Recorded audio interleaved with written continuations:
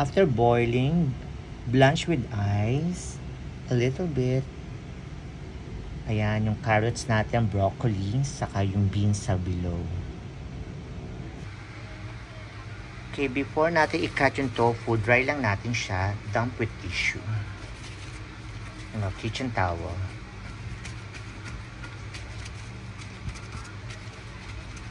Bago natin siya i-cut. Make sure na dry na bago natin i-fry kasi magtatalsikan yan later.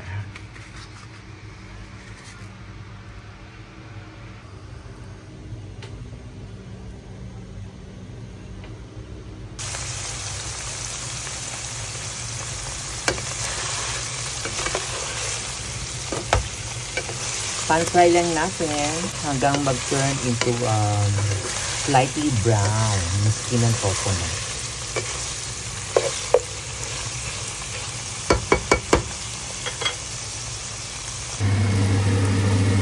Next, pag ganyan na yung kulay, lagyan natin yung pork.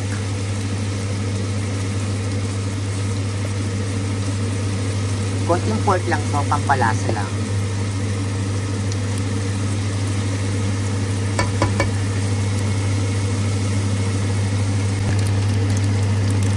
Next, lagyan na din natin ang ating ginger, garlic, and onions. Diyan na rin natin siya igisa together with the pork and the tofu. Isa lang natin hanggang lumabas yung aroma niya.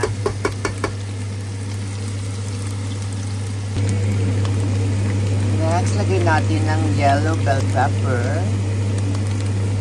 ang leeks,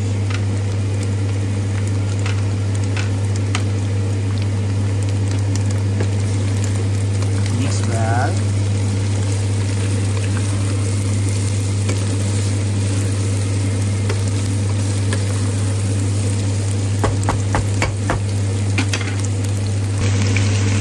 Then yung binlanch natin sitaw, carrot, saka broccoli.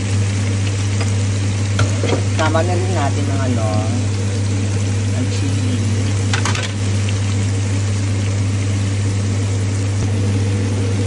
Now, lagyan natin ng oyster sauce.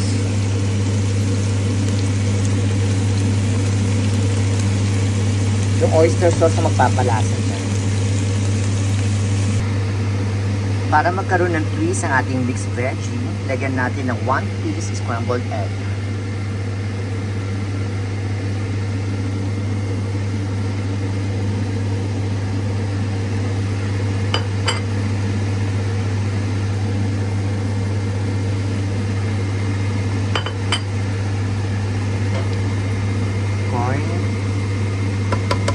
Let it boil for 2 minutes, then it's done.